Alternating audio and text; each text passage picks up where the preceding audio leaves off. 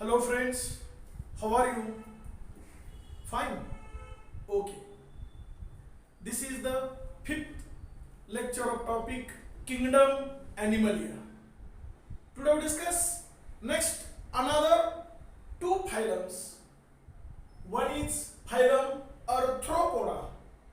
Phylum Arthropoda. And another next one is phylum Mollusca. Phylum Mollusca. Actually, these two phylums are very large phylums of all total 10 phylums.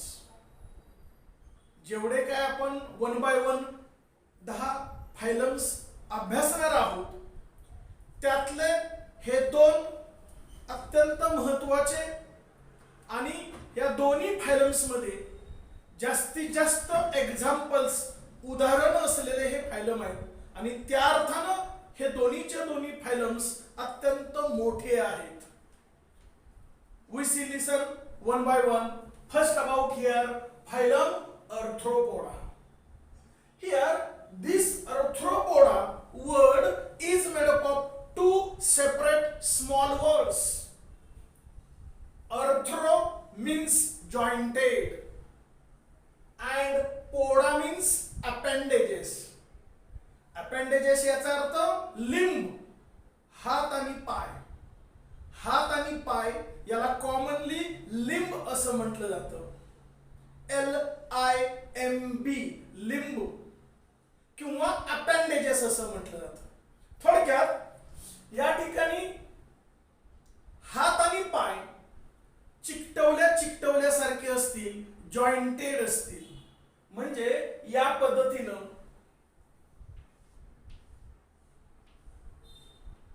Like दिस हे जसं श्रृंखला असल्यासारखं दिसतंय, साखळी असल्यासारखं, एकमेकाला जोडल्यासारखं, याला आपण जॉइंटेड अपेंडेजेस असं म्हणतो. हे अत्यंत महत्त्वाचं प्रमुख लक्षण या ठिकाणी फायलम अर्थ्रोपोडाचं असलेलं आपल्याला दिसून येईल. Here this is very rough diagrammatic representation of cockroach. Example म्हणून आपण कॉकरोच घेतलंय. मुळात या फायलम्स मध्ये अनेक उदाहरणं येतील. क्लास इन्सेक्टा, सर्व प्रकारचे कीटक याच फायलम्स मध्ये येतात. क्लास क्रस्टेशिया, त्यामधले एक्झाम्पल प्रॉन, कोळंबी, झिंगा. तुम्हा सर्वांना माहिती आहे कोळंबी किंवा ग्रामीण भाषेमध्ये त्याला झिंगा म्हणतात. त्याला प्रॉन किंवा पॅलिओमॉन असं म्हटलं जातं. किंवा अजून दुसरी एक्झाम्पल क्रॅब, खेकडा, लॉबस्टर. या पद्धतीची अनेक एक्झाम्पल्स येतात. इव्हन दो अँट, स्कॉर्पिओन, अशी अनेक एक्झाम्पल्स यामध्ये येतील. त्यामधलं तुमच्या सिलेबस मध्ये स्वतंत्र एक टॉपिक आहे कॉकरोच, आणि म्हणून मी इथं बेसिक एक्झाम्पल कॉकरोच असं घेतलेलं आहे, झुरळ घेतलेलं आहे.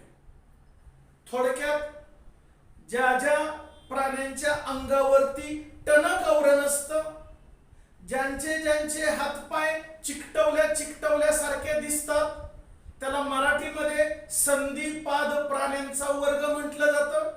इंग्लिश मध्ये त्याला अर्थ्रोपोडा असं म्हटलं जातं. याची खूप अनेक उदाहरणं आहेत.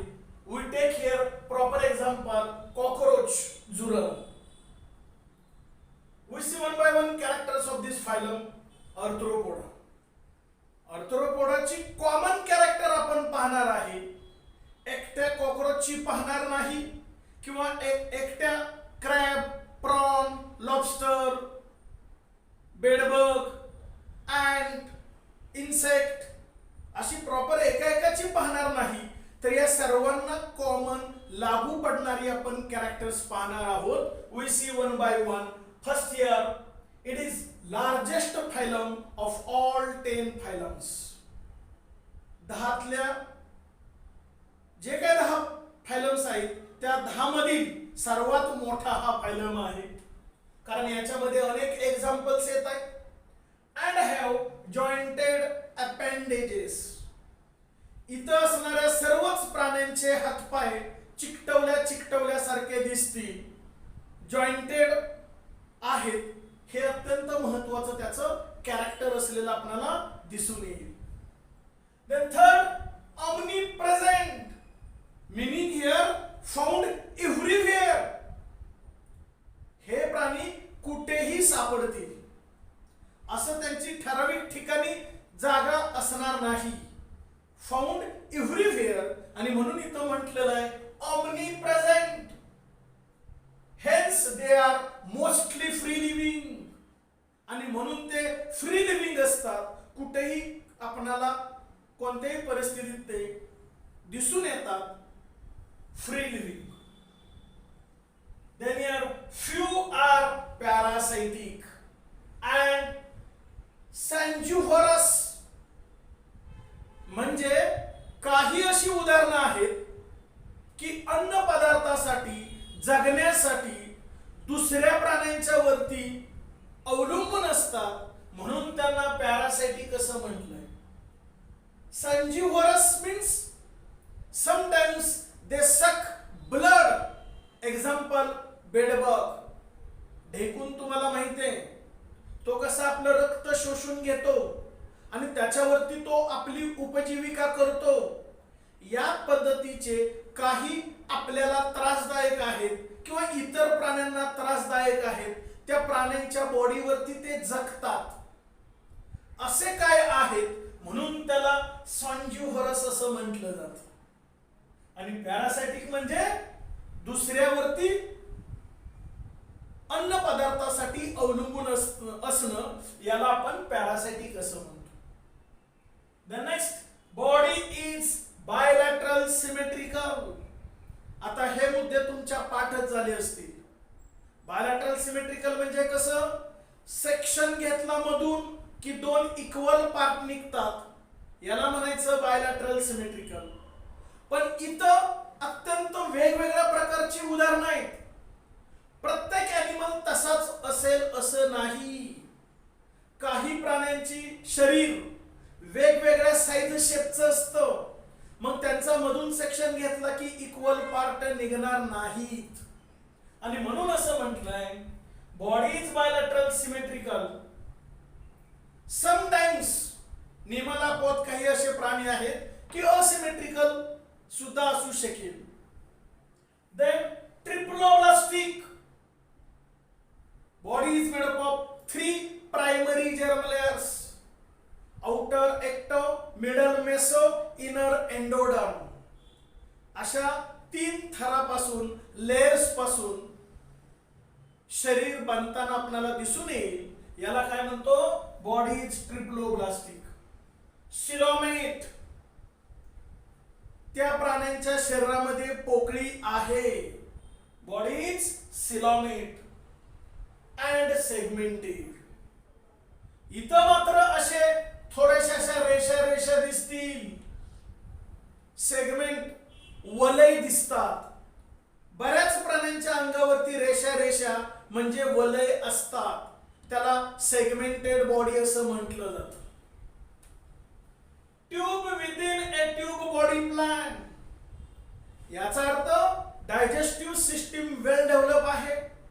डायजेस्टिव्ह सिस्टीमच्या एका बाजूला माउथ ओपनिंग असेल अँड ॲट अनदर एंड, दुसऱ्या बाजूला it opens as A anus. Anus opening द्वारा ते ओपन होईल. म्हणजे माउथ आहे, ॲनस आहे, डायजेस्टिव्ह सिस्टीम वेल डेव्हलप आहे.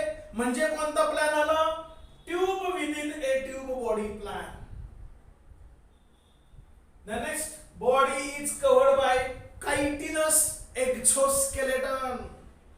इथं असणारे जे कोण प्राणी असतील, prawn, crab, lobster, insect, cockroach, ह्या सगळ्या प्राण्यांचं शरीराच्या वरती अत्यंत टणक आवरण असतं. अगदी बिटल, भुंगा जरी घेतला तरी त्याचं वरचं आवरण अत्यंत टणक असतं. खेकडा घेतला तरी टणक असतं. Because it is made up of chitinous exoskeleton. Exoskeleton म्हणजे काय पाहिलं होतं आपण, hard part of the body, शरीराचा टणक भाग, which covers the body, की जे शरीराच्या वरती असतं त्याला एक्झोस्केलेटन म्हटलं जातं. आणि या ठिकाणी आर्थ्रोपोडामध्ये exoskeleton is chitinous. Then circulatory system is open type. Circulatory system जी आहे, रक्ताभिसरण संस्था, ही ओपन टाइप आहे. म्हणजे blood spread everywhere throughout in body. Blood vessels are absent. रक्त वाहिन्याच नसतात. रक्त बंदिस्त अवस्थेतून प्रवाहित होत नाही. Blood spread everywhere throughout in body. That type of blood circulation is called as open circulation. The next, respiration by gills, trachea and lungs. प्रत्येक एनिमल बॉडी मध्ये रिस्पिरेशन म्हणजे श्वासोच्छ्वास, ऍक्च्युअली ब्रीदिंग आणि रिस्पिरेशन हे दोन वेगवेगळे कन्सेप्ट आहेत. Respiration cellular लेवलला होतं आणि ब्रीदिंग आपण जो श्वासोच्छ्वास करतो त्याला ब्रीदिंग म्हटलं जातं. पण शॉर्टकट मध्ये दोन्ही एकच म्हटलं तरी चालू शकेल. मग आता जो श्वासोच्छ्वास आहे तो एकतर गिल्स म्हणजे कल्ल्याने होतो, ट्रकी म्हणजे श्वसन नलिकेनं होईल किंवा लंग्स म्हणजे फुफ्फुसानं होईल. प्रत्येक प्राण्यांना वेगळा अवयव असतो. म्हणजे सगळ्याच प्राण्यांच्या मध्ये रिस्पिरेशन बाय गिल्स असं नाही, कारण जो प्राणी जिथं राहतो त्याच्यानुसार त्याचा रिस्पिरेशनचा पार्ट वेगळा असेल. काही प्राणी रिस्पिरेशन गिल्स न करतील, काही ट्रकीनं करतील, काही प्राणी लंग्स न करतील. या पद्धतीनं प्रत्येकाचा रिस्पिरेटरी ऑर्गन वेगळा असेल. The next, excretion by Malpighian tubules. म्हणजे वेस्ट मटेरियल जे बॉडीमध्ये साठतंय ते वेस्ट मटेरियल बॉडीच्या बाहेर फेकून देणं गरजेचं आहे. आणि ते वेस्ट मटेरियल फेकून देण्यासाठी कोणता पार्ट असतो? माल्फिगियन ट्यूब्युल्स. या पद्धतीचे हे कॉमन कॅरेक्टर आपणाला फायलम आर्थ्रोपोडाच्या संदर्भात दिसून येते. आता याची एक्झाम्पल्स अनेक आहेत, मागापासून मी सांगितलेली आहेत. प्रॉन, क्रॅब, लॉबस्टर हे सगळे ॲक्वॅटिक आहेत, पाण्यामध्ये सापडतील. बाकीचे जे इन्सेक्ट, कीटक, दे आर टेरेस्ट्रियल, कुठेही असे सापडतात जमिनीवरती. या पद्धतीनं कॉकरोच, झुरळ तर वेगळ्याच ह्याच्यामध्ये असेल, found in our kitchen. Kitchen मध्ये शक्यतो जास्त त्याचा वावर असलेला आपल्याला दिसून येईल. शेडी प्लेस, जिथं जरा अंधार आहे, गोडाऊन, डार्क शेडी प्लेस मध्ये सापडेल. इट इज नॉक्टर्नल, निशाचर आहे, रात्रीचा ऍक्टिव्ह असतो. सेक्सेस आर सेपरेट, कॉकरोच मध्ये मेल वेगळा असतो, फिमेल वेगळी असते. Body is divisible into 3 parts, head, thorax, abdomen असे 3 असतात. क्लास इन्सेक्ट असल्यामुळं 2 pairs of wings and 3 pairs of legs, पायांच्या 3 जोड्या, पंखांच्या 2 जोड्या, अशी कॉकरोचची वेगवेगळी आपणाला कॅरेक्टर्स दिसून येतील. आणि तो निशाचर असतो, रात्रीचा ऍक्टिव्ह असतो, त्याला नॉक्टर्नल असं म्हटलं जातं. अँड ऑमनिव्होरस, त्याला मिळेल उपलब्ध असेल तो खातो. Any type of food residue, घरामध्ये किचन मध्ये जे काय थोडेसे कण, अन्नाचे कण पडलेले असतात, शिळ वगैरे, त्याच्यावरती तो आपली उपजीविका करतो. चेंबर्स मध्ये आपलं जे पाईपलाईन असतं प्लंबिंगचं, त्या चेंबरच्या त्या ठिकाणी जास्त सापडतात. अशा पद्धतीचं कॉकरोच हे प्रॉपर एक्झाम्पल असेल. कॉकरोच आपण डिटेल शिकणार आहोत, स्वतंत्र टॉपिक आहे, तेव्हा डिटेल आपण अभ्यासणार आहोत. त्यामुळं इथं थोडक्यामध्ये आपण पाहिलं. Is it clear about this phylum? Okay. The next phylum Mollusca. पुढचा फायलम आहे मोलुस्का. याला मृदुकाय प्राण्यांचा वर्ग म्हटलं जातं. मृदुकाय म्हणजे ज्यांचं शरीर अत्यंत मऊ आहे. Body is made up of only muscles, फक्त मसल्सनी बनलेला आहे. असे मृदुकाय प्राणी त्या ठिकाणी येतील, त्याला फायलम मोलुस्क असं म्हटलं जातं. इथं जी मी अत्यंत रफ डायग्राम काढलेली आहे तो आहे पायला. ही डायग्राम पाहिल्यानंतर थोडंफार तुमच्या लक्षात आलं असेल, याला आपण शंख म्हणतो. शंख. आणि शंखाच्या आतून थोडासा इथं जो ॲनिमल बाहेर आलेला आहे तो खऱ्या अर्थानं पायला असेल. शंख, शिंपलं हे तुम्ही ऐकलेलं आहे, पाहिलेलं आहे. हा तो शंख, ज्याला आपण शेल असं म्हणतो. SHELL, shell. या पद्धतीचा हा तो प्राणी असेल पायला. Actually this phylum is also largest out of 10 phylums. जसं की आर्थ्रोपोडा 10 फायलम्स मधला सर्वात मोठा आहे, तसा हा दुसरा 10 फायलम्स मध्ये अजून दुसरा मोठा फायलम कोणता असेल तर मोलुस्का.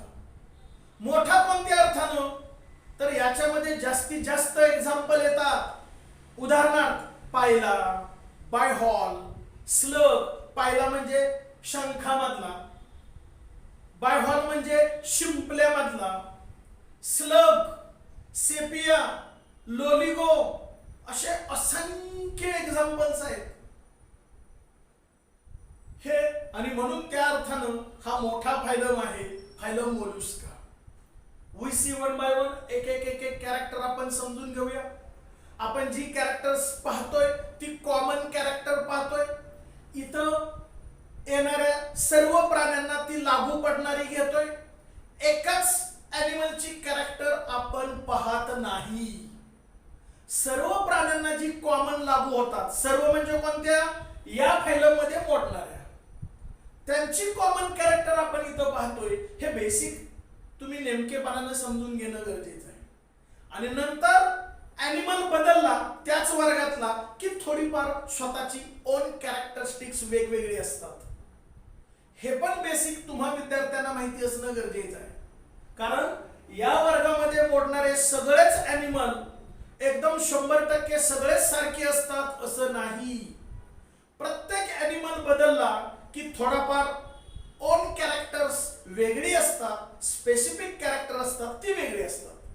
पण आपण जे अभ्यासतोय ती कॉमन कॅरेक्टर्स अभ्यासतोय. हे बेसिक नेमकेपणाने तुमच्या लक्षात येणं गरजेचं आहे.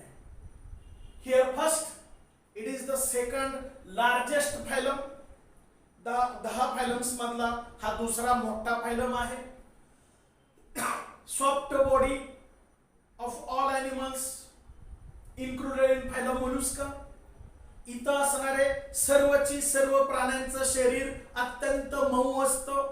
Because body is made up of muscles, only muscles. Then either sedentary और फ्री लिव्हिंग.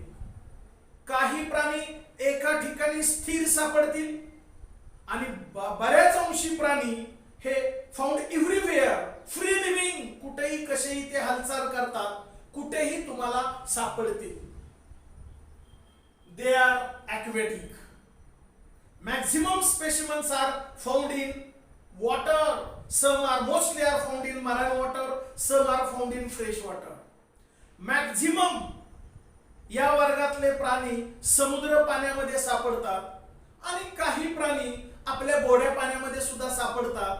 आपलं पॅडी फील्ड, भाताची शेती, त्यामध्ये पायला सर्वात जास्त संख्येने सापडतील. भाताच्या शेतीमध्ये सापडतात पायला. देन और इन मार्शी प्लेस, जिथं चिखल आहे, दलदल आहे, अशी जी चिखल, दलदल, पाणी साठलंय अशा ठिकाणी शक्यतो आपल्याला हे फायलम मोलुस्का हे ॲनिमल सापडतील. They are aquatic or in marshy place. Then body is bilateral. मधून सेक्शन घेतला की इक्वल 2 भाग निघतील. Sometimes asymmetrical. काही प्राणी असे की कुठूनही सेक्शन घ्या दोन इक्वल पार्ट निघणार नाहीत, म्हणून त्याला असिमेट्रिकल असं म्हटलंय. आता उदाहरणार्थ ह्या पायलाचा सेक्शन घ्यायचा आहे. कुठूनही तुम्ही सेक्शन घ्या, शक्यतो बरोबर एक्झॅक्ट दोन इक्वल पार्ट निघणार नाहीत. Because of this shell. Shell अशी स्पायरली असते, त्याचा प्रॉपर असा अनियमित आकार असतो, त्यामुळे बरोबर मधून सेक्शन घेतला की दोन इक्वल पार्ट निघतीलच याची खात्री नाही. निमला पद एखाद्या वेळेला निघू शकेल. So tube within a tube body plan. मात्र डायजेस्टिव्ह सिस्टीम वेल डेव्हलप आहे, माउथ आहे, एनस आहे, म्हणजे बॉडी प्लॅन कोणता आहे? Tube within a tube body plan. Then body is divisible into head. इथं तीन भागामध्ये बॉडीचं डिव्हिजन असतं. हेड, देन फूट अँड विसरल मास. हेड, फूट आणि विसरल मास असे तीन अवयव वेगवेगळे असतात. ह्या तीन वेगवेगळ्या अवयवांनी ही याची बॉडी बनलेली आपल्याला दिसून येईल. विसरल मास इनक्लोज्ड बाय मेंटल. इथं जो विसरल मास आहे, ऍक्च्युली हा पहिला जो अॅनिमल आहे तो ह्या शंखाच्या आत असतो. जेव्हा केव्हा त्याला अन्न हवाय तेव्हा या शंखाच्या आतून तो बाहेर येतो. इथं लीड किंवा ऑपरक्युलम असतो, दरवाजा, तो ओपन करेल, त्यातून हा बाहेर येईल. इन सर्च ऑफ फूड, अन्न शोधेल. कॅप्चर द फूड, अन्न खाईल, पकडेल. अन्न खाऊन झालं की तो पुन्हा आत शंखामध्ये जाईल and close the door because of protection. स्वतःचं संरक्षण करण्यासाठी. कधी कधी असं होतं, पायलावरती अटॅक करण्यासाठी दुसरा ॲनिमल येऊ शकेल, त्यावेळेला हा काय करतो, ही त्याची बॉडी आत घेऊन जातो अँड क्लोज द डोअर, बंदिस्त डोअर करतो, लीड. आणि हे शंख किती टणक असतं तुम्हाला माहिती आहे, त्यामुळे ते शंख कोणताही प्राणी खाणार नाही. या पद्धतीनं हा प्राणी स्वतःचं व्यवस्थित संरक्षण करतो. आणि म्हणून इथं म्हटलंय विसरल मास इनक्लोज्ड बाय मेंटल. हे जे शेल आहे त्याच्या आतल्या बाजूने जे कव्हरिंग असतं त्याला मेंटल असं म्हटलं जातं. This mantle secretes a hard shell. त्या मेंटल पासूनच वरचं कव्हरिंग बनतं की जे कॅल्कॅरियस असतं, कॅल्शियमनी बनलेलं असतं. ते कॅल्शियमनं बनलेलं वरचं कव्हरिंग म्हणजे कोण? शेल, ज्याला आपण शंख म्हणतो. शंख अत्यंत टणक असतो, त्याच्यामध्ये कॅल्शियमचं जास्त प्रमाण असतं आणि म्हणून तो शंख अत्यंत टणक असतो. Muscular foot is at ventral site. जे त्याचे मऊ असे पाय असतात ते इथं खालच्या बाजूला असतील. फॉर लोकोमोशन, हालचाल करण्यासाठी. Then circulatory system is also open type. त्यांची रक्ताभिसरण संस्था जी असते it also open type. Open type म्हणजे ब्लड व्हेसल आर ॲब्सेंट. रक्तवाहिन्याच नसतात.